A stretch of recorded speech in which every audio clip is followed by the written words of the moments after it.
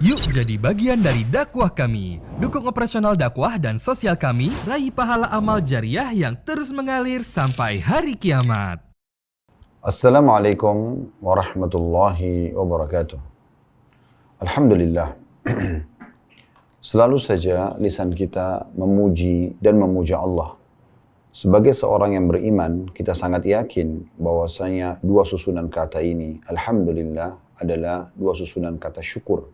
Berterima kasih kepada Allah Subhanahu wa Ta'ala, dan nikmat terbesar yang harusnya kita syukur adalah nikmat Islam dan iman. Yang dengannya tentunya kita jadi mengenal siapa pencipta alam semesta ini, dan juga kita jadi mengetahui kenapa kita ada di muka bumi ini. Apa tujuannya, apa tugas kita, mana yang boleh kita kerjakan, dan kita nikmati dari makanan, minuman, pakaian, pendapatan, pergaulan, dan mana yang tidak boleh. Yang biasa dikenal dalam agama Allah dengan halal dan haram. Nah, ini nikmat yang sangat besar. Karena dengan mengenal Sang Pencipta Allah, kita nggak perlu seperti sebagian golongan manusia yang tidak mengenal Tuhannya, maka mereka mencari Tuhan-Tuhan lain. Ada yang menyembah patung, ada yang menyembah pohon. Ada juga di antara mereka mungkin yang menyembah dewa-dewa, bintang-bintang. Bahkan ada di antara mereka yang menyembah jin atau kalangan syaitan. Dan sekian banyak tentunya jenis-jenis yang mereka sering sembah dari kalangan makhluk sendiri. Mirip dengan dia, hanya beda saja wujud dan fungsinya. Dan juga dengan beriman kepada Allah Subhanahu wa Ta'ala, kita jadi tahu makanan mana yang boleh kita nikmati, minuman yang mana, ya, pakaian yang mana, dan jenisnya seperti apa, dan mana yang tidak boleh. Semua itu adalah panduan hidup yang luar biasa yang harusnya kita syukuri dan kita jaga. Bahkan Allah Subhanahu wa Ta'ala mengekalkan dalam Al-Quran agar kita menjaga semua ini sampai kita wafat. وَلَا تَمُوتُنَّ إِلَّا وَأَنْتُمْ مُسْلِمُونَ. Dan janganlah kalian meninggal dunia kecuali dalam keadaan Islam. Selanjutnya, teman-teman sekalian, kita melanjutkan salawat dan taslim kepada Nabi besar Muhammad sallallahu alaihi wa ala alihi wa sahbihi wasallam. Manusia yang paling pantas untuk dijadikan sebagai suri tauladan. Karena manusia terbaik ini telah berhasil dan sukses untuk mencapai semua prestasi yang diharapkan oleh manusia agar diraih. Berhasil menjadi suami terbaik atau pasangan hidup terbaik. Kemudian juga memandu para istrinya untuk menjadi istri-istri yang terbaik sehingga mendapat gelar Ummul Mukminin atau Ummahatil Mukminin. Ibunya orang-orang beriman sehingga setiap muslimah bisa menjadikan istri beliau sebagai suri tauladan juga. Kemudian berhasil menjadi anak terbaik, orang tua terbaik, sahabat terbaik, pebisnis terbaik, politikus terbaik. Semuanya terbaik dan sukses. Serta kita akan banyak melihat bagaimana dalam sejarah hidup beliau yang kedepannya insya Allah kita akan bahas secara detail dengan izin Allah Subhanahu wa Ta'ala. Dan semoga Allah ikhlaskan niat kita semuanya.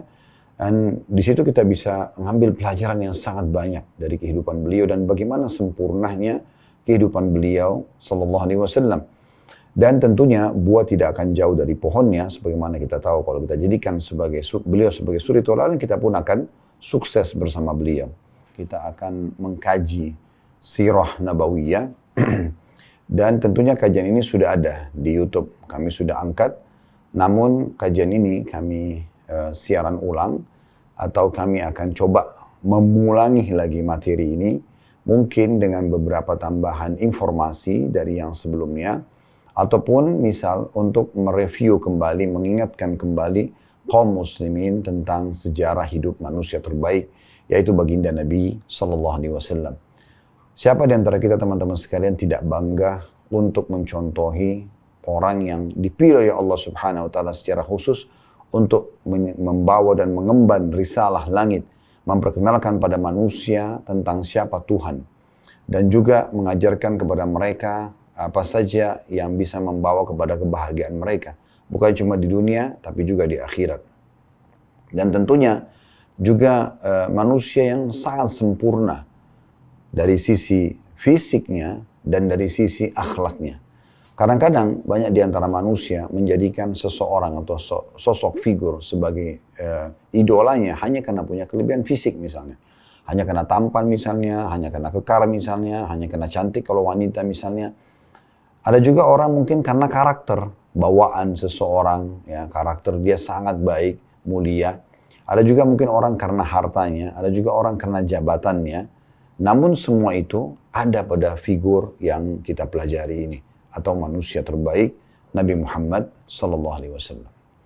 Saudara beriman, dalam pembukaan kita, kita mungkin tidak akan masuk langsung ke sejarah hidup beliau, karena memang sudah menjadi satu cara dan tradisi kami dalam menjelaskan sirah Nabawi ini. Kita akan coba mulai dulu dalam bahasan kita yang pertama, pendahuluan. Pendahuluan ini isinya lebih mengetahui kenapa kita harus belajar sirah Nabawiyah, dan juga apa saja secara garis besar tentang sejarah kehidupan Nabi SAW. Serta juga kita tidak akan langsung masuk dalam kehidupan beliau, tapi kita akan masuk jauh sebelum kehidupan beliau, bermula daripada kehidupan kakek beliau, yaitu Nabi Ibrahim dan Nabi Ismail alaihimussalatu wassalam. Dan kita kalau belajar tentang sejarah para nabi, teman-teman sekalian, berarti kita sedang mempelajari sejarah yang real dan benar tentang kehidupan manusia. Ya. Dan sekarang alhamdulillah hari-hari di mana kami mulai membedah dan juga mengadakan serial nabi, dimulai dari Nabi Adam alaihissalam. Kita sudah menyelesaikan pada waktu yang lalu di Masjid Nurul Iman di Blok M, alhamdulillah, dengan 2 episode. Jadi satu episode itu kurang lebih mendekati hampir 3 jam. Ya. Dan kita sudah menyelesaikan, dan insya Allah kedepannya kita terus berurut membahas Nabi Idris dan seterusnya sampai kepada Nabi Isa alaihissalam. Sementara Nabi Muhammad SAW sendiri yang paling panjang bahasan tentang sejarah beliau. Baik teman-teman sekalian, Allah Subhanahu wa Ta'ala sebagai pencipta, ini pendahuluan kita ya. Allah Subhanahu wa Ta'ala memang tidak menampakkan zatnya yang mulia. Dan itu tentu dengan hikmahnya. Kenapa dia tidak memperlihatkan dirinya pada kita? Di antaranya kata ulama, karena memang mata kita manusia dibatasi, tidak mampu untuk melihat Allah Subhanahu wa Ta'ala. Jadi sebagaimana mata kita mungkin belum mampu untuk melihat matahari secara langsung, ya, karena mata kita punya keterbatasan, bahkan mungkin kalau kita menatap matahari secara langsung bisa membuat mata kita buta misalnya. Maka itu salah satu sebab, ada hikmah yang Allah Subhanahu wa Ta'ala tahu manusia ini punya batasan. Dari sisi lain, Allah Subhanahu wa Ta'ala memang menjadikan untuk melihat zatnya yang mulia adalah nikmat terbesar di surga.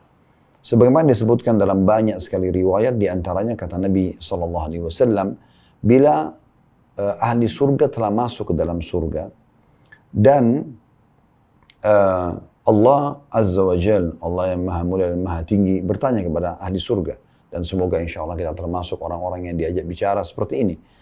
Allah Subhanahu wa Ta'ala berfirman kepada ahli surga, apakah kalian telah puas dengan apa yang aku berikan? Maka mereka semua serentak mengatakan, tentu saja. Nikmat apalagi yang kami harus pungkiri setelah engkau masukkan kami ke dalam surga dan engkau selamatkan kami dari api neraka. Karena nanti kita kalau ingin masuk ke dalam surga atau akan masuk ke dalam surga akan melewati neraka. Sebagaimana Allah sebutkan dalam Al-Quran, ma minkum illa wariduha. Tidak ada seorang pun dari kalian kecuali pasti melewati neraka tersebut. Ahli neraka akan jatuh ke dalam neraka dan dibakar, sementara ahli surga hanya melewatinya. Mungkin tidak asing Anda sering dengar istilah sirat, jalan ya, yang dibentangkan oleh Allah Subhanahu wa Ta'ala, yang lebih tipis dari rambut, lebih tajam dari pedang, gelap, licin, menggelincirkan, itu dibentangkan di atas neraka. Kalau orang lolos di sana, baru kemudian dia akan sampai ke surga tentunya. Ya, ini semua orang akan melewatinya. Ya. Dan teman-teman sekalian, Allah Subhanahu wa Ta'ala akan berfirman kepada mereka ya, pada saat itu dengan 2 riwayat ya. Riwayat yang pertama Allah berfirman, riwayat kedua Allah memperlihatkan zatnya. Yaitu riwayat pertama Allah Azza wa Jalla mengatakan, hari ini aku akan ridho kepada kalian dan aku tidak akan murka kepada kalian selamanya. Artinya mulai semenjak itu Allah Azza wa Jalla akan ridho kepada ahli surga, tidak akan ada lagi hukuman yang datang kepada mereka, dan tentu ahli surga juga tidak akan melakukan pelanggaran-pelanggaran lagi. Yang kedua, ini riwayat yang ingin kita titik beratkan, yaitu Allah Azza wa Jalla mengangkat hijabnya, pembatas antara dia dengan hamba-hambanya. Situlah pertama kali ahli surga melihat zat Allah yang maha mulia, dan pada saat itu pun ya, mereka semua serentak mengatakan, ya Allah, tidak ada nikmat yang mengalahkan melihat zatmu yang mulia. Maka Allah Azza wa Jalla pun memperlihatkan zatnya yang mulia dalam sehari ya, atau setiap harinya kepada ahli surga. Nah ini di antara faktor Allah Azza wa Jalla tidak memperlihatkan zatnya yang mulia. Namun kita bisa merasakan keberadaannya. Tentu saja bagi teman-teman yang mungkin pernah mengikuti kajian bedah buku kami Minhajul Muslim tulis oleh Syekh Abu Bakar Jazair rahimahullah, di YouTube sudah ada mendekati hampir 170 atau 180 cuplikan ya. Bedah buku kurang lebih 1000 lembar buku tersebut. Nah, di awal-awal babnya masalah akidah itu ada 4 pasal membahas tentang keberadaan Allah Subhanahu wa taala dan bagaimana kita merasakan dan menyadari keberadaan Allah dengan adanya bukti-bukti di sekitar kita. Di antaranya teman-teman sekalian adanya alam semesta ini, adanya pergantian siang dan malam, adanya hujan yang turun dari langit, gitu kan, dan ada kadarnya. Ada waktu dia turun, ada titik di mana dia turun, dan juga tentunya ada waktu di mana dia turun. Dan ini semua menandakan ada yang mengaturnya.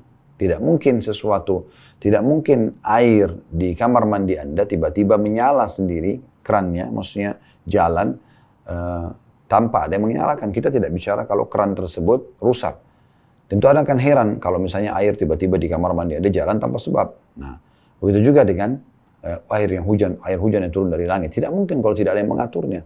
Begitu juga dengan lampu di rumah Anda atau di kamar Anda. Sekarang Anda di rumah masing-masing, misalnya kalau mengikuti acara kita karena kita online, maka tentu saja Anda akan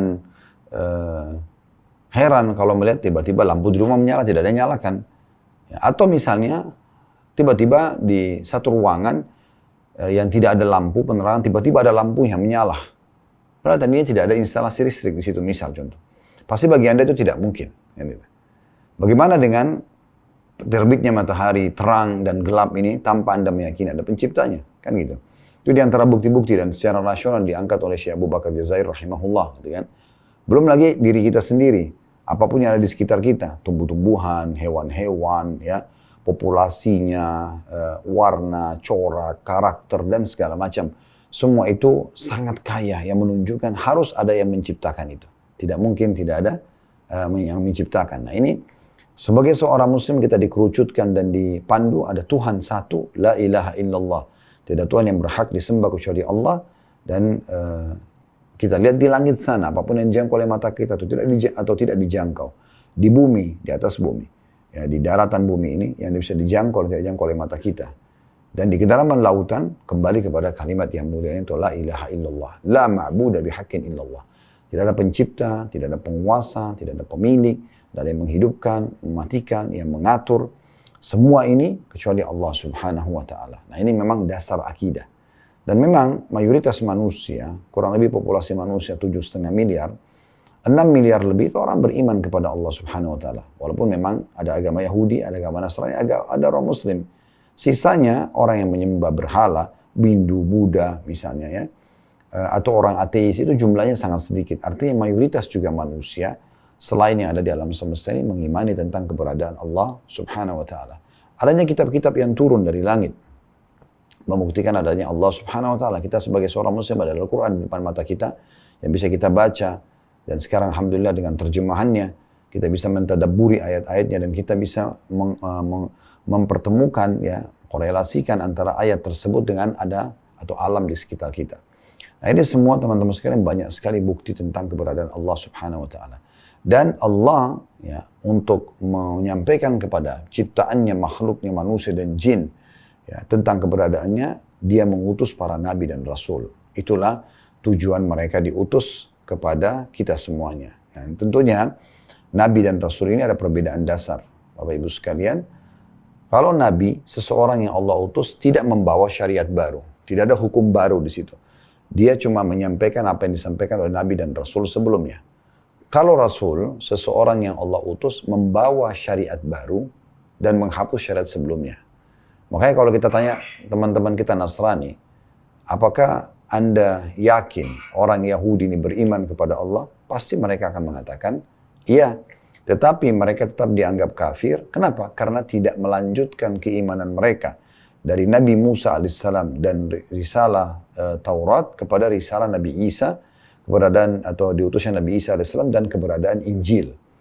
Maka estafet ini harus berlanjut. Begitu juga Anda, di antara kaum muslimin tentunya, saya dan Anda muslimin yang mengikuti acara ini, Maka kita berkeyakinan selain orang Islam adalah orang kafir. Kafir istilah lawan orang beriman ya. Itu karena mereka tidak melanjutkan estafet keimanan mereka dari risalah Nabi Isa dan Nabi Musa kepada Nabi Muhammad SAW. Melanjutkan estafet dari Taurat, Zabur, Injil kepada Al-Quran. Nah ini yang dimaksudkan. Jadi para rasul menghapus. Jadi Nabi Isa dengan datangnya karena dia seorang rasul menghapus risalah Nabi Musa. Tapi wajib tetap diimani keberadaan Musa alaihi salatu wassalam. Begitu juga pada saat Nabi Muhammad SAW datang karena beliau seorang rasul maka menghapus syariat sebelumnya dan tetap diimani tentang keberadaan Nabi dan Rasul sebelumnya. Nah ini salah satu cara yang Allah Subhanahu Wa Taala memperkenalkan dirinya melalui para Nabi dan Rasul. Allah Subhanahu Wa Taala, saudaraku seiman, mengutus kurang lebih 124.000 Nabi. 124.000 Nabi, diantaranya 313 Rasul. Tentu ada juga beberapa riwayat menyebutkan 315 Rasul. Ya. Tapi intinya jumlahnya ya adalah 124.000 Nabi diantaranya 313 Rasul. Yang wajib Anda imani ya, dan Anda pelajari sejarahnya itu adalah 25 Nabi dan Rasul. Ini yang disebutkan namanya dalam Al-Quran. Mereka adalah dimulai dari Adam AS yang pertama, kemudian Idris yang kedua, kemudian Nuh yang ketiga, yang keempat Hud, yang kelima Saleh, yang keenam Ibrahim, yang ketujuh Lut, yang kedelapan Ismail, yang kesembilan adalah Ishak, yang kesepuluh Yakub, yang ke-11 Yusuf, yang ke-12 Ayub, yang ke-13 Syuaib, yang ke-14 Musa, yang ke-15 Harun, yang ke-16 Zulkifli, 17 Daud, 18 Sulaiman, 19 Ilyas, ya, 20 Ilyasa, 21 Yunus, 22 Zakaria, 23 Yahya, 24 Isa, dan 25 Muhammad alaihi wassalatu wassalam. Dan dari 25 Nabi dan Rasul ini, ada 5 Nabi pilihan lagi. Dikenal dengan Ulul Azm, atau ya, mereka pemimpin para nabi-nabi dari 25 nabi atau dari 124.000 nabi dan rasul tadi. Mereka adalah Nuh, Ibrahim, Musa, Isa, dan Muhammad alaihi wassalatu wassalam. Nuh, ya, Ibrahim, Musa, Isa, dan Muhammad alaihi wassalatu wassalam. Allah Subhanahu wa taala menyebutkan di dalam surah Al-Ahzab, surah nomor 33 ayat 7, وَإِذْ أَخَذْنَا مِنَ النَّبِيِّينَ مِيثَاقَهُمْ وَمِنْكَ وَمِنْ نُوحٍ وَإِبْرَاهِيمَ وَمُوسَى وَعِيسَى بْنِ مَرْيَمَ وَأَخَذْنَا مِنْهُمْ مِيثَاقًا غَلِيظًا. Dan ingatlah ketika kami mengambil perjanjian dari nabi-nabi dan dari kamu, hai Muhammad, ini ulul azm ya, kemudian dari Nuh, Ibrahim, Musa, dan Isa putra Maryam, dan kami telah mengambil dari mereka perjanjian yang teguh. Tentu dari 25 Nabi dan Rasul, kenapa kita sebutkan angka 25, dan ulama menjelaskan masalah itu karena memang hanya ini yang disebutkan secara langsung namanya dalam Al-Quran. Ya. Sementara yang tidak disebutkan nama-namanya cukup banyak. Nah, tadi jumlahnya 124.000 Nabi.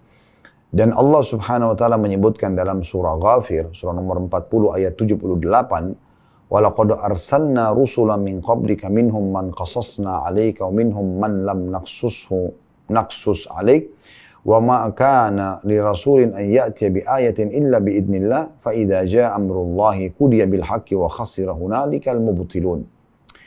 Yang artinya, dan sungguhnya telah kami utus beberapa orang rasul sebelum kamu, hai Muhammad.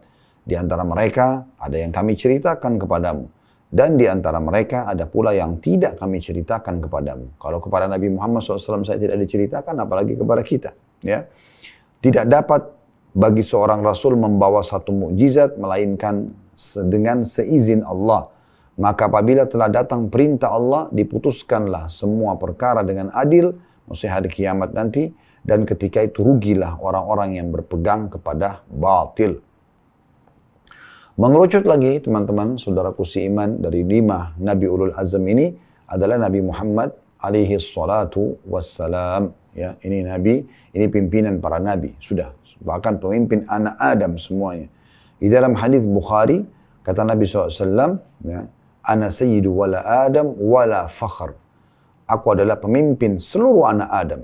Tidak terkecuali dan tidak ada kesombongan di dalam hal tersebut. Allah Subhanahu wa taala mengutus nabi-nabi dan rasul sebelum Nabi Muhammad SAW khusus untuk kaumnya saja, ya. Dan bisa saja satu nabi atau rasul sezaman, ya. Cuman memang mereka beda tempat, ya. Dan Nabi Muhammad SAW itu justru sendirian. Dan semua nabi-nabi diutus untuk kaumnya, sementara Nabi Muhammad SAW diutus untuk alam semesta ini. Sebagaimana Nabi SAW mengatakan dalam hadis yang sahih, sesungguhnya aku diutus untuk seluruh, ya, sesungguhnya nabi-nabi sebelumku diutus untuk kaumnya dan aku diutus untuk seluruh alam semesta. Dan tidak ada nabi yang sezaman dengan Nabi Muhammad SAW.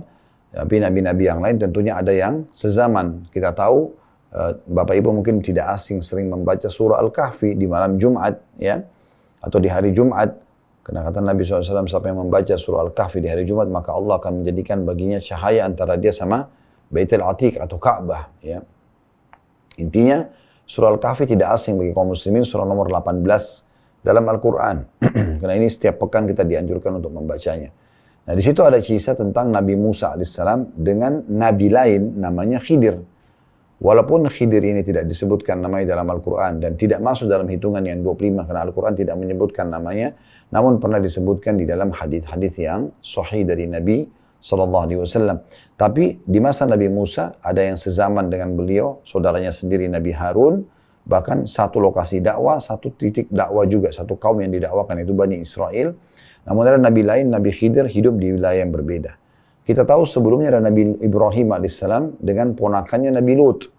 Nabi Ibrahim lokasi dakwanya 3. Babilonia di Irak, kemudian Palestina di negeri Syam, dan Mekah. Ya.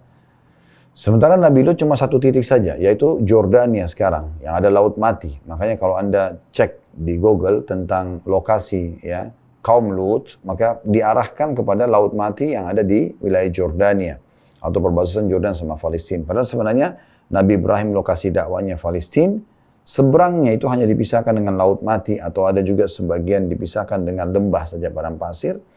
Maka jadi ada sebagian Laut Mati, sebagian lembah padang pasir. Di wilayah sebelahnya Nabi Ibrahim di Palestina, di sebelahnya Jordan itu Nabi Lut alaihissalam. Ya. Jadi mereka zaman. Di zaman Nabi Isa alaihissalam juga ada paman beliau Nabi Zakaria dan juga sepupu beliau Nabi Yahya. Nah ini berarti mereka sezaman. Tapi Nabi Muhammad SAW diutus, ya, sendiri beliau itu untuk seluruh alam semesta. Sebagaimana Allah sebutkan dalam Al-Quran, وَمَا أَرْسَلْنَاكَ إِلَّا رَحْمَةً لِلْعَالَمِينَ. Kami nggak utus kaum Muhammad kecuali untuk, ya, menjadi petunjuk untuk seluruh alam semesta ini. Ya. Dan juga tentunya tidak ada nabi yang sezaman dengan beliau karena antara Nabi Muhammad SAW dengan nabi-nabi sebelum beliau, nabi terakhir sebelum itu Nabi Isa AS, jaraknya itu 600 tahun. Jaraknya 600 tahun. Baik teman-teman sekalian, lebih dalam lagi kita membahas tentang masalah ini. Jadi kita akan mempelajari tentang figur manusia terbaik, pemimpin para anak Adam, gitu kan. Juga tentunya beliau adalah penutup Nabi dan Rasul, tidak lagi utusan setelah beliau. Dan semua lini kehidupannya diisi dengan kesempurnaan hidup. Bermula kita akan coba singgung misalnya dari sisi khalq dan khuluq. Khalq artinya ciptaan. Ya. Disebutkan bahwasanya Nabi Muhammad SAW memiliki kesempurnaan fisik. Sebagaimana disebutkan dalam hadis Bukhari, kalau Nabi SAW itu berkulit putih bersih. Dan saking putihnya sampai pipinya kemerah-merahan. Sallallahu Alaihi Wasallam. Rambutnya hitam berombak, tidak keriting, tidak juga lurus sekali. Kelopak mata dan bola matanya besar. Ya. Dan yang warna hitam-hitam pekat, yang putih-putih bersih. Bulu matanya lebat, ya. Dan beliau juga memiliki alis yang sangat tebal, berbentuk seperti busur panah. Beliau memiliki pundak yang lebar, dada yang bidang, ya, dalam beberapa riwayat disebutkan perut beliau tersusun seperti batu yang keras, ya. Dan beliau memiliki, atau di tubuh beliau dipenuhi dengan bulu, jenggot beliau kasif. Kasif itu panjang sampai ke dada beliau sallallahu alaihi wasallam, dan daerah tangan, ya, daerah betis, itu dada semuanya, ya, dipenuhi dengan bulu. Dan sebagian ada yang mengatakan kalau Nabi Yusuf alaihissalam diberikan oleh Allah subhanahu wa ta'ala setengah ketampanan dunia, maka Nabi SAW lebih tampan lagi dari itu. Karena beliau lebih sempurna tentunya dari Nabi Yusuf alaihissalatu wassalam. Sementara dari sisi akhlak, kita tahu dalam surah Al-Qalam, surah nomor 68 ayat 4, Allah subhanahu wa ta'ala memuji tentang karakter dan akhlaknya Nabi Muhammad sallallahu alaihi wasallam. Sebagaimana Allah mengatakan di surah Al-Qalam surah nomor 68 ayat 4, wa innaka la'ala khuluqin azim. Sungguhnya kau Muhammad memiliki akhlak yang sangat mulia. Dan Aisyah radhiyallahu anha waktu ditanya dalam riwayat Muslim, bagaimana akhlak Nabi SAW? Kaifa kana khuluqun Nabi sallallahu alaihi wasallam? Maka kata Aisyah, kana khuluquhul Qur'an. Karena sulitnya Aisyah menggambarkan bagaimana mulianya akhlaknya Nabi SAW, beliau cuma mengatakan akhlaknya Nabi SAW adalah seperti Al-Quran. Bagaimana sempurnanya Al-Quran, begitulah akhlak Nabi SAW. Beliau orang yang sangat penyayang, orang yang sangat penyabar. Dalam hidup beliau hanya marah Bapak Ibu sekalian kalau betul-betul hukum Allah dilanggar. Selain daripada itu, maka beliau tidak marah. Gitu ya. Makanya pada saat beliau meninggal dunia ditemukan hanya antara 13 sampai 17 saja uban beliau. Sisanya semua masih hitam ya, karena biasanya ya, orang yang ubanan ini mungkin terlalu banyak permasalahan yang dihadapi dan stres dia. Tidak dengan sabar dia melaluinya ya, atau dia emosional, maka ini akan berpengaruh. Ya, akan terjadi penuaan dini. Nabi SAW orang yang luar biasa sampai digambarkan oleh sahabat bernama Anas ibn Malik. Anas ibn Malik ini teman-teman sekalian dalam riwayat Bukhari ya, beliau adalah anaknya Ummu Sulaim. Ummu Sulaim ini seorang wanita yang sangat salihah. Julukannya ibunya ini namanya julukannya Rumaisa atau Gumaisa. Dan ada hadis yang menjelaskan beliau termasuk wanita yang dijamin masuk surga oleh Nabi SAW. Awal Nabi SAW hijrah di Madinah, maka Ummu Sulaim membawa anaknya, Anas ini, dari suami dia yang pertama, namanya Malik, tapi Malik meninggal dalam keadaan kafir. Dia mengatakan, ya Rasulullah, ini Anas, jadikan pembantu anda di rumah, supaya dia bisa belajar agama dari tangan anda langsung. Maka akhirnya menjadilah Anas 10 tahun pembantu Nabi SAW. Dan Anas ini berkata, saya menjadi pembantu 10 tahun di rumah Nabi SAW, dari umur 9 sampai 19 tahun. Belum pernah sekalipun saya temukan Nabi SAW menghardik atau berkata kasar kepada istrinya dan juga pembantunya. 10 tahun. Dan Anas bin Malik juga mengatakan dalam riwayat lain bahwasanya saya pernah satu kali diutus oleh Nabi SAW untuk membeli hajat beliau di pasar. Dan karena saya masih anak-anak, begitu saya keluar dari rumah beliau, kemudian saya temukan di pelataran di sekitar rumah Nabi SAW itu ada anak-anak yang sebaya dengan aku lagi bermain. Kemudian aku pun lupa hajat Nabi SAW. Tiba-tiba aku dengarkan ada suara dari belakangku mengatakan, ya Unais. Ya Unais ini wahai Anas, ya, dipanggil ya. Tetapi orang Arab itu kalau mau memanggil sayang, biasanya ada satu retorika dalam bahasa Arab dikenal dengan ismu tasghir. Nama itu dikecilkan kalau mau dipakai untuk panggil sayang. Ya, mungkin Anda pernah dengar julukan Aisyah radhiyallahu anha, Nabi SAW memujinya. Dia karena wanita putih dan pipinya kemerah-merahan juga, ya, mirip dengan Nabi SAW. Maka bahasa Arabnya kalau perempuan mau digunakan untuk mu'annath atau perempuan itu hamra. Tapi karena Nabi SAW ingin panggil dengan panggilan sayang, Nabi SAW memanggil dengan Humaira, ya. Jadi maksudnya wanita yang dipuji oleh Nabi SAW karena memiliki kulit yang kemerah-merahan, ya, seperti itu ya. Nah, seperti itu. Jadi Nabi SAW memanggil Anas, ya, beliau tidak marah. Padahal ini pembantunya tidak membeli hajatnya, malah pergi main gitu ya. Tapi Nabi SAW sambil senyum mengatakan, wahai Unais, panggilan seakan-akan artinya gini, wahai Anasku sayang gitu ya. Kenapa kau tidak selesaikan dulu hajatku, baru kemudian kau bermain. Jadi ini akhlak yang luar biasa. Ya, akhlak yang luar biasa. Kemudian juga teman-teman sekalian, dalam mempelajari nanti sirah Nabawi ini, ya, tujuan utamanya adalah bagaimana supaya kita menjadikan beliau sebagai suri tauladan. Dan Allah Subhanahu wa Ta'ala mengutus kepada kita dari kalangan manusia agar mudah kita untuk menciplak hidup beliau. Dan Allah berfirman dalam surah Al-Ahzab, surah nomor 33 ayat 21, yang bunyinya, laqad kana lakum fi rasulillahi uswatun hasanatun liman kana yarjullaha wal yawmal akhir wa dzakarallaha katsira. Sesungguhnya telah ada pada diri Rasulullah sallallahu alaihi wasallam suri tauladan yang baik bagimu. Contohi ciplak hidupnya, cara makannya, cara minumnya, cara tidurnya, segala macam, berumah tangga, berbisnis, berpolitik, apa saja ya.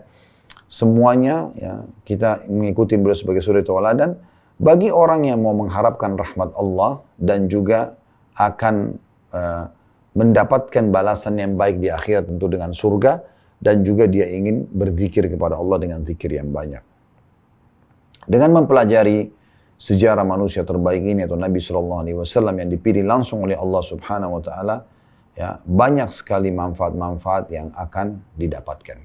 Nah sekarang kita coba susun per poin ya, manfaat dari mempelajari sirah Nabawi ini. Apa kira-kira manfaatnya? Karena ibu dan bapak sekalian yang hadir dalam acara kita ini, kalau memahami tujuan dan manfaat apa yang saya dapatkan, maka nanti akan lebih memotivasi untuk ikut dan partisipasi terus mempelajari sampai akhir sejarah kisah yang kita ingin sampaikan, gitu ya. Oleh karena itu teman-teman sekalian, kita butuh mengetahui, Anda kalau mau melakukan satu aktivitas, Anda akan terus semangat untuk meneruskan sampai di garis finishnya. Itu kalau Anda tahu ya apa yang Anda dapatkan di situ, itu sudah umum ya. Oleh karena itu kita perlu menyampaikan apa yang kita dapatkan kalau kita mempelajari sirah Nabawi. Dan umumnya semua ya, amalan ibadah dalam Islam pasti ada janji positif. Biasa kalau dalam ceramah itu dikenal dengan istilah fadilah, keutamaan ya. Jadi saya selalu sarankan jemaah kami di pengajian, jangan Bapak Ibu kerjakan jenis ibadah apapun kecuali Anda sudah mencari tahu apa yang Anda dapatkan kalau Anda kerjakan. Misalnya Anda mau sholat malam, Anda punya hak dalam Islam untuk bertanya ya, kira-kira saya kalau sholat malam dapat apa? Saya kalau sholat duha dapat apa? Saya kalau puasa dapat apa? Semua itu Anda punya hak untuk Anda tanyakan. Karena memang Allah Subhanahu Wa Taala menjanjikan di semua jenis ibadah itu, semuanya ya dijanjikan hal-hal yang merupakan balasan ya kepada kita yang pasti kita akan dapatkan. Karena Allah berfirman tentang dirinya, innallaha la yukhliful mi'ad. Allah tidak akan pungkiri janji-janjinya.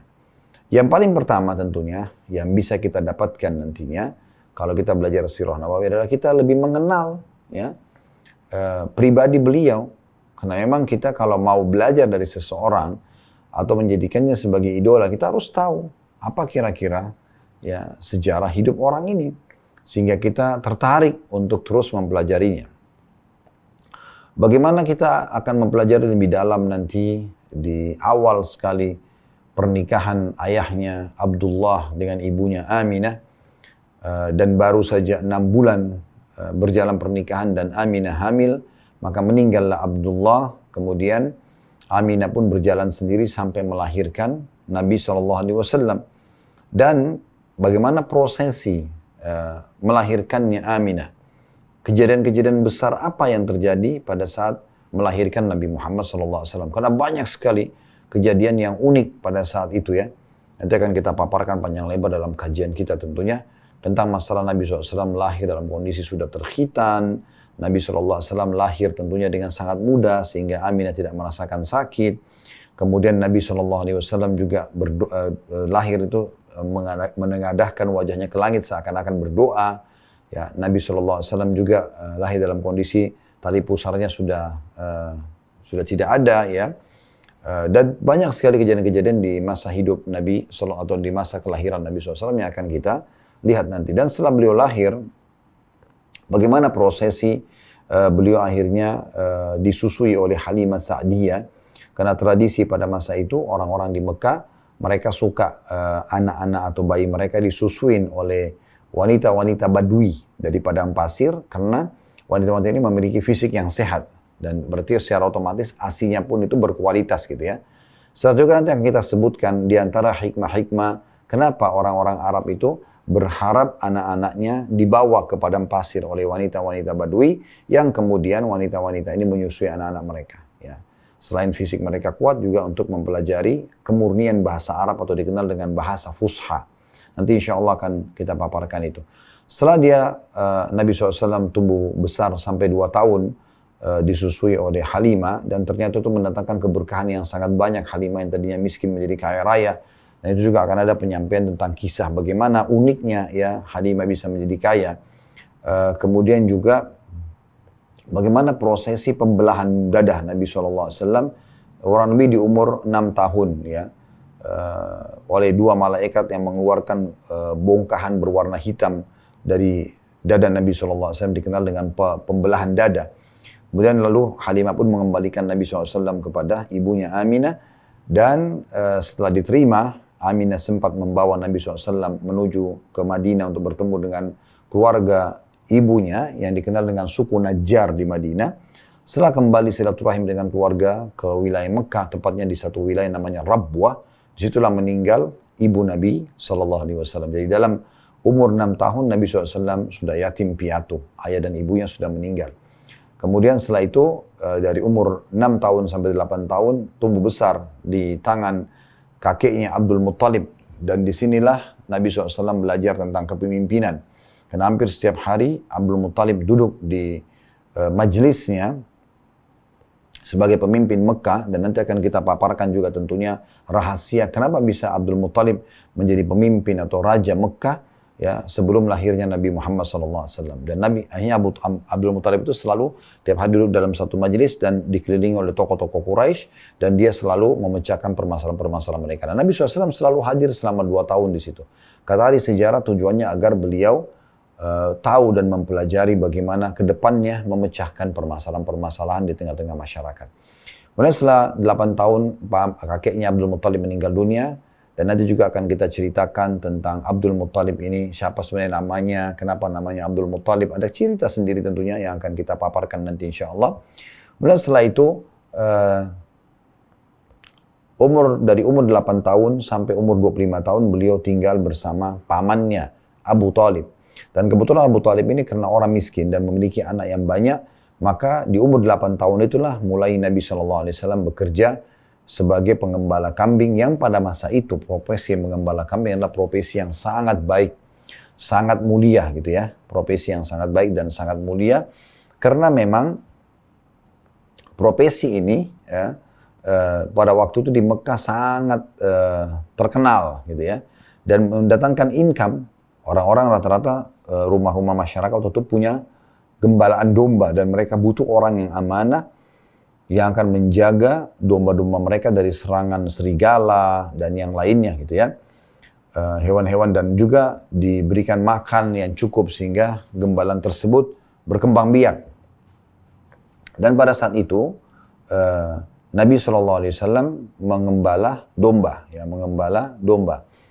Dan akhirnya beliau punya income, dan dari situlah beliau membantu pamannya yang dalam kondisi miskin.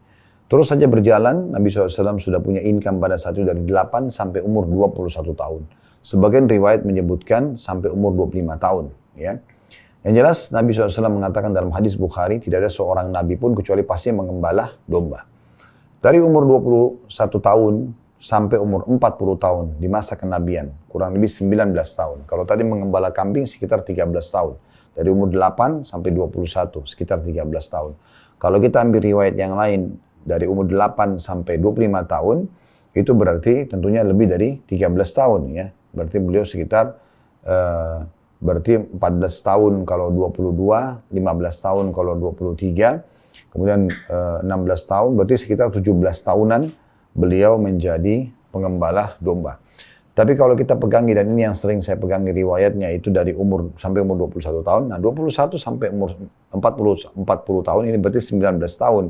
Ini yang jarang ditangkap oleh atau dipelajari oleh kaum muslimin, bagaimana beliau justru terjun ke bisnis ya, selama 19 tahun. Nabi SAW kemudian jadi pengusaha, dan pengusahanya unik gitu ya. Nanti akan kita paparkan panjang lebar bagaimana beliau mulai usahanya, sampai akhirnya di umur 25 tahun beliau menikah dengan Khadijah. Dan bagaimana awal kisah pernikahannya dengan wanita mulia Khadijah yang merupakan wanita terkaya di Mekah pada masa itu. Kemudian setelah menikah, Allah Subhanahu wa taala mengaruniahi Nabi SAW 6 orang anak dari Khadijah yang berumur 40 tahun di masa itu. Waktu Nabi SAW berumur 25 tahun. Dan dari anak-anak ini tentunya ada 6 orang ini, ada 2 laki-laki dari Khadijah ya. Itu Al-Qasim dan Abdullah. Ini semua meninggal waktu masih bayi. Dan ada 4 anak perempuan, Ruqayyah, Ummu Kalthum, Zainab, dan Fatimah. 3 anak perempuan ini dan 2 anak laki-laki tadi meninggal di masa hidup Nabi SAW. Kecuali Fatimah, Fatimah nanti akan meninggal 1 tahun setelah meninggalnya Nabi SAW. Tentu Nabi SAW punya anak 7. 6 dari Khadijah dan 1 dari Maria. Dari Maria, Ibrahim namanya juga meninggal waktu masih bayi. Nabi SAW, teman-teman sekalian, sangat dicintai oleh penduduk Mekah. Bahkan mereka memberikan julukan Al-Amin, ya, orang yang sangat terpercaya. Nanti juga akan kita paparkan panjang lebar. Kenapa beliau diberikan julukan Al-Amin? Apa awal kisahnya? Kenapa bisa keluar julukan ini? Dan bagaimana penduduk Mekah sangat percaya dengan Nabi SAW, dan itu terbukti terutama pada saat terjadinya renovasi besar-besaran Ka'bah. Dan mereka, suku-suku Arab Quraisy pada saat itu di Mekah, mereka bertikai, siapa di antara mereka yang akan meletakkan Hajar Aswad di tempatnya. Hampir saja terjadi pertumpahan darah, dan akhirnya mereka sepakat siapapun yang masuk dari pintu Bani Syaibah, pintu utamanya Mekah, maka dia akan dipilih menjadi hakim. Subhanallah, semua mata menuju ke pintu itu, dan ternyata yang masuk di pintu Nabi Muhammad SAW. Dan serentak penduduk Mekah mengatakan, As-Sadiqul Amin, As-Sadiqul Amin radina. Orang yang jujur dan terpercaya, orang yang jujur dan terpercaya, kami sudah ridho. Maka Nabi SAW pun menjadi penengah setelah hampir saja mereka saling menumpahkan darah, berebut siapa yang meletakkan Hajar Aswad kembali ke tempatnya. Tentu kisah lengkapnya akan kami sampaikan nanti, atau kita akan bahas nanti ke depannya, ya. Ini tentunya di antara kisah-kisah, dan kemudian Nabi SAW di umur 40 tahun diutus menjadi Nabi. Bagaimana prosesi awal beliau diutus jadi Nabi tentunya, ya. Bagaimana kejadian yang sangat dahsyat di Gua Hira, di Jabal Nur. Kemudian juga wahyu di ayat pertama dalam surah Al-Alaq turun, itu seperti apa prosesinya. Jibril datang dalam postur aslinya sebagai malaikat. Kemudian Nabi SAW pun akhirnya dinobatkan menjadi Nabi. Nah, nanti kita akan pelajari semua panjang lebar itu tentunya, ya. Dan Allah Subhanahu wa Ta'ala memerintahkan kita untuk, ya, mengimani semua yang berhubungan dengan sejarah hidup beliau, sampai tentunya beliau jadi Nabi di umur 40 tahun, dan beliau tinggal selama 13 tahun di Mekah setelah penobatan jadi Nabi, yaitu dari umur 40 sampai 53 tahun. 10 tahun pertama semua terjadi penolakan yang sangat luar biasa dari penduduk Mekah, gitu kan. Dan kita akan ceritakan panjang lebar siapa saja yang menjadi penolak dakwah Nabi SAW, siapa saja yang beriman di saat itu, bagaimana gejolak yang terjadi di kota Mekah, ya, pada masa 10 tahun itu. Dan karena Nabi SAW setelah 10 tahun melihat sepertinya tidak ada hasil dari mendakwahi orang-orang Quraisy. Karena dari 10 tahun berdakwah itu yang beriman di Mekah itu hanya 153 orang. 70 orang tinggal bersama Nabi SAW di Mekah, dan 83 orang itu menuju ke Ethiopia atau Habasyah, di mana mereka memang di sana menyelamatkan agama mereka. Nanti akan kita ceritakan juga tentang kisah hijrah mereka insya Allah, dan bagaimana terjadi dialog antara Amr bin As, salah satu utusan orang-orang Quraisy yang ingin menjemput 73 sahabat atau 83 sahabat yang hijrah di Ethiopia yang dipimpin oleh Ja'far bin Abi Thalib, sepupu Nabi SAW, kakaknya Ali bin Abi Thalib yang lebih tua 10 tahun dari Ali. Dan bagaimana dialog ini menjadi penyebab masuk Islamnya raja yang sangat kuat pada masa itu, yaitu Najasyi, yang sahabat bernaung di bawah kerajaannya di Ethiopia. Kemudian tentu teman-teman sekalian, Nabi SAW waktu itu dihibur oleh Allah SWT dengan 2 kejadian besar, karena penduduk Mekah menolak dakwah beliau. Di musim haji beliau juga menawarkan agama Islam kepada pemimpin-pemimpin suku yang mau melindungi beliau dan Islam, tapi tidak ada yang menerima. Maka Allah SWT menghibur dengan 2 kejadian besar, yaitu masuk Islamnya jin Nusaybin. Nanti akan kita paparkan panjang lebar bagaimana prosesi masuk Islamnya jin Nusaybin, riwayat yang menceritakan tentang jin-jin ini yang datang, kemudian mendengarkan ayat Al-Quran dan mereka beriman. Dan yang kedua, kejadian Isra dan Mi'raj. Ini di tahun ke-11 dari masa kenabian. Terus saja terjadi kejadian-kejadian yang luar biasa, yang spektakuler dalam hidup beliau setelah tentunya Isra Mi'raj, ya, ini kejadian yang sangat besar. sampai akhirnya tibalah masa hijrah ke kota Madinah setelah 13 tahun berdakwah di Mekah. Dan kita akan sebutkan nanti sebab-sebab kenapa beliau hijrah ke Madinah, ya, dan kaum yang nanti disebut dengan Ansar dari suku Aus dan Khazraj bertemu beliau di musim haji, bagaimana proses pertemuan dan akhirnya terbukalah pintu untuk hijrah ke kota Madinah. Akhirnya beliau setelah itu menghabiskan 10 tahun masa hidup beliau di kota Madinah, dan disitulah masa turunnya ayat-ayat Al-Quran yang berhubungan dengan ahkam atau hukum-hukum. Jadi diperintahkannya puasa Ramadan, yaitu di fase Madinah, sebelum perang Badr di tahun 2 Hijriah. Kemudian juga jihad, ya, hukum jihad juga disyaratkan di Madinah. Kemudian hukum zakat, gitu kan, hukum haji, ya, dan umrah, gitu kan, itu semua hukum-hukum turunnya justru di kota Madinah. Karena di Mekah memang fase turunnya ayat-ayat Makkiyah yang berhubungan dengan masalah tauhid kepada Allah Subhanahu wa taala, mengingatkan tentang kematian, mengingatkan tentang umat-umat sebelum kita, kemudian mengingatkan tentang surga dan neraka agar mereka beriman kepada Allah terlebih dahulu. Nah, itu. Dan kita memang diharuskan beriman kepada risalah Nabi Muhammad SAW agar kita mendapatkan petunjuk, ya, sebagaimana, dan mempelajari, tentu salah satu beriman pada risalahnya dan mempelajari sejarah sebagaimana tadi kita berikan gambaran umumnya, ya. Nanti kita akan lebih masuk secara detail. Dan Allah kekalkan dalam Al-Quran nama Nabi Muhammad SAW dikenal dengan surah Muhammad, surah nomor 47 dalam Al-Quran ayat 2. Di mana Allah Subhanahu wa taala berfirman, ya, "Walladzina amanu wa 'amilus solihati wa amanu bima unzila ala Muhammadin wa huwal haqqu min rabbihim kaffara anhum sayiatin wa aslaha balahum." Dan orang-orang mukmin dan beramal saleh, orang-orang yang beriman dan beramal saleh dan beriman kepada apa yang diturunkan kepada Muhammad SAW, dan itulah hak atau kebenaran dari Tuhan mereka, maka Allah akan menghapuskan kesalahan-kesalahan mereka dan juga memperbaiki keadaan mereka. Dan teman-teman sekalian, tentunya itu faedah pertama, ya, dan disebutkan juga bagaimana Nabi Muhammad SAW memang diutus untuk segenap alam semesta dalam banyak dalil, diantaranya surah An-Nisa surah nomor 4 ayat 79, ya.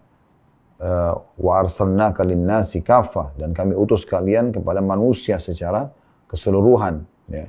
Dan juga beliau diutus oleh Allah SWT untuk membawa berita gembira kepada orang-orang yang beriman bahwasanya mereka akan bahagia di dunia, dapat panduan hidup, mereka akan selamat di akhirat, dan juga sebagai pemberi peringatan dan ancaman bagi orang yang kafir. Sebagaimana Allah kekalkan dalam surah Saba, surah nomor 34 ayat 28. Dan tentu di sini Allah SWT berfirman yang artinya, dan kami tidak mengutus kamu, melainkan kepada umat manusia seluruhnya. Wa ma arsalnaka illa kafatan linnas basyiran wa nadhira, penyampai berita gembira dan juga bagi orang beriman dan peringatan bagi orang-orang yang kafir. Walakinna aktsaran nasi la ya'lamun, tapi sayangnya sebagian manusia atau sebagian besar manusia tidak mau tahu tentang masalah itu. Makanya saya sangat merespon pada saat memang ada permintaan untuk kita mengkaji tentang sejarah hidup beliau ini, karena memang banyak manusia yang tidak mau tahu tentang masalah ini, ya. Bagi mereka apa sih? Untuk apa tahu sejarah, gitu kan? Untuk apa mengetahui dan mempelajari? Sudahlah, cukup kita tahu Nabi Muhammad memang seorang nabi. Padahal sebenarnya dengan mempelajari sejarah beliau banyak sekali manfaat-manfaat yang bisa kita dapatkan, gitu ya. Kemudian selanjutnya faedah daripada mempelajari sirah nabawiyah, ya.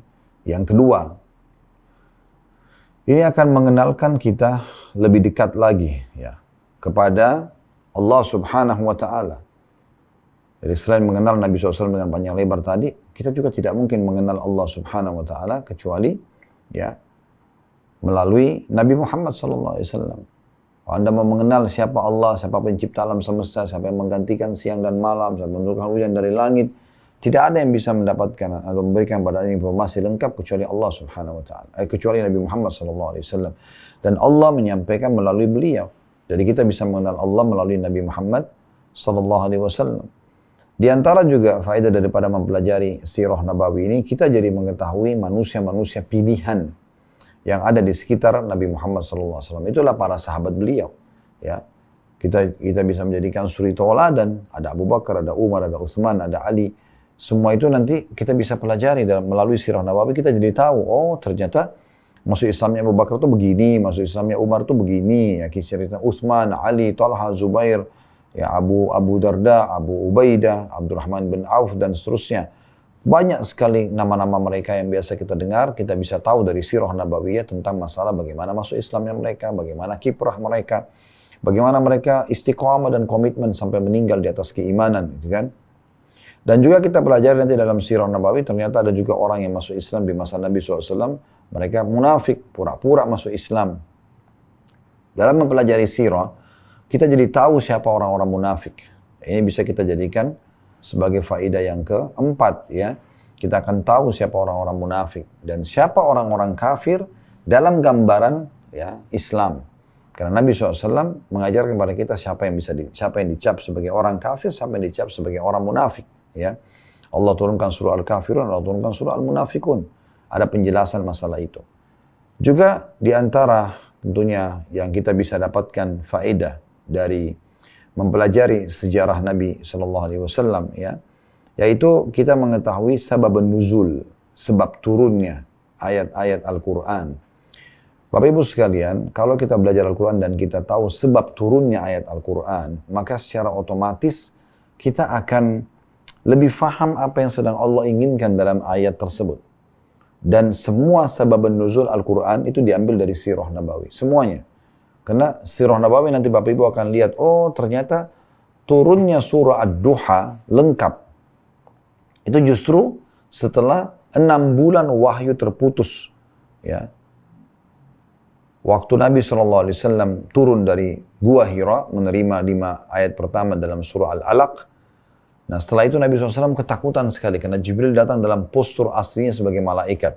Di mana Nabi SAW menggambarkan bahwasanya saya, ya, menyaksikan Jibril datang dimanapun dimanapun saya arahkan pandangan mata saya di langit, timur, barat, utara, selatan, semuanya dipenuhi oleh badan Jibril. Dalam satu riwayat yang lain, Allah karuniai Jibril 600 ekor sayap, yang kalau satu sayapnya dikebaskan bumi ini, maka akan hancur bumi ini. Dan di situ Nabi SAW sangat ketakutan, makanya beliau pun lari pulang ke rumahnya, dan kemudian istrinya Khadijah menyambutnya. Kemudian Nabi SAW mengatakan, Zammiluni, selimuti aku, dan ini nanti akan menjadi penyebab turunnya surah Al-Muzammil, sabab nuzulnya, ya, karena Nabi SAW waktu itu ketakutan. Kemudian setelah itu Allah SWT putuskan wahyu 6 bulan. Ini semua untuk menghilangkan rasa takut Nabi SAW, dan juga tentunya agar Nabi SAW merindukan, ingin, ya, untuk menerima atau siap menerima wahyu. Terbukti selama 6 bulan itu Nabi SAW selalu keluar ke padang pasir, kemudian menengadahkan wajahnya ke langit, berharap ada wahyu lagi turun. Makanya setelah itu Allah turunkan surah Ad-Duha, Bismillahirrahmanirrahim, Wad-Duha, demi waktu pagi, Wal-Laili idza saja, pada waktu malam juga, ya. Ma wadda'aka rabbuka wa ma qala, Tuhanmu tidak meninggalkanmu, hai Muhammad, yang menyanyiakanmu, walal akhiratu khairun laka minal ula, dan akhirat lebih baik bagimu daripada dunia, wala sawfa yu'tika rabbuka fatarda, Tuhanmu akan memberikanmu karunia dan engkau akan puas dengan itu. Alam yajidika yatiman fa'awa, bukankah dia telah menemukan kamu dalam kondisi yatim, kemudian dia melindungimu. Wajadaka dhallan fahada, menemukanmu dalam kondisi sesat, tidak mengenal Tuhanmu, tidak kenal agama Islam, lalu kau diberikan petunjuk. Wa wajadaka ailan fa'agna, mendapatkanmu dalam kondisi miskin, susah, pada saat ibu ayahmu meninggal, kemudian dia mengayahkanmu, ya. Sampai akhir surah Ad-Duha. Nah itu turun semua di kejadian setelah 6 bulan terputus wahyu misalnya. Dan mulailah berurut surah-surah Al-Quran itu atau ayat-ayat turun. Nah nanti juga kita akan di sini dapat rahasia yang luar biasa, ya. Bagaimana bisa surah Al-Alaq, terutama 5 ayat pertamanya, Iqra' bismi rabbikal ladzi khalaq, khalaqal insana min 'alaq, Iqra' wa rabbukal akram, alladzi 'allama bil qalam, 'allamal insana ma lam ya'lam. Ini yang turun di Jabal Nur atau tepatnya di Gua Hira pada masa itu. Kenapa ini turun di awal-awal dan ada di juz 30?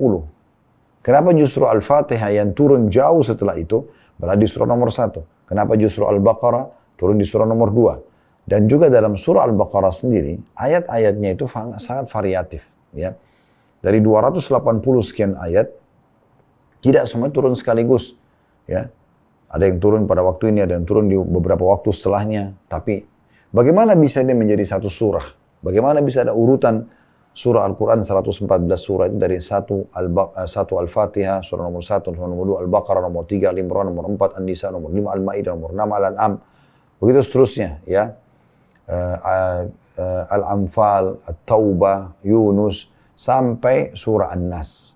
Ini semua akan dijawab dalam sirah Nabawi, gitu kan? Karena memang turun ayat-ayat tersebut, ya, dan Nabi SAW turun sesuai dengan kasus yang ada, dan Nabi SAW yang mengatakan letakkanlah di surah ini di ayat sekian, letakkan di surah ini ayat sekian, dan terjadilah penyusunan tersebut dan akhirnya tersusunlah Al-Quran seperti yang kita dapati sekarang tentunya, ya. Jadi ini kita dengan mempelajari sirah Nabawi, kita jadi tahu teman-teman sekalian sebab nuzul ayat, sebab turunnya ayat Al-Quran, ya. Dan ini luar biasa ini, ya. Banyak sekali surah-surah Al-Quran kita jadi tahu sebab apa yang Allah inginkan di situ justru dengan mempelajari sirah Nabawi, ya. Surah Al-Ahzab tentang Ahzab, kelompok pasukan yang datang untuk menyerang Madinah yang dikenal dengan perang Khandaq, surah nomor 33. Di dalamnya juga diceritakan tentang kondisi orang munafik, tentang perang Tabuk. Ini nanti akan kita juga dapati dalam pelajaran sirah Nabawi. Juga termasuk Bapak Ibu sekalian, Anda akan tahu sababul wurud hadis. Kalau tadi sebab turunnya Al-Quran, kalau sekarang kita bahas tentang sababul wurud. Kalau Al-Quran ada namanya sababun nuzul, sebab turunnya ayat-ayat Al-Quran, maka dalam hadis ada namanya sababul wurud. Sebab hadis disebutkannya. Tentu tidak semua ayat Al-Quran ada sebab turunnya. Ada ayat Al-Quran turun tanpa sebab. Hadis juga begitu. Ada hadis yang Nabi sebutkan karena ada kasus terjadi. Ada juga hadis yang Nabi sebutkan memang kena wahyu turun dan Nabi sampaikan kepada umat. Tapi yang kalau ada sebabnya dikenal dengan sababul wurud. Sebab hadis disebutkan. Contoh misalnya, Nabi SAW pernah masuk ke dalam sebuah pasar. Kemudian beliau melihat ada satu penjual. Dan penjual ini menjual gandum. Dia memiliki gandum tumpukan yang kelihatannya bagus.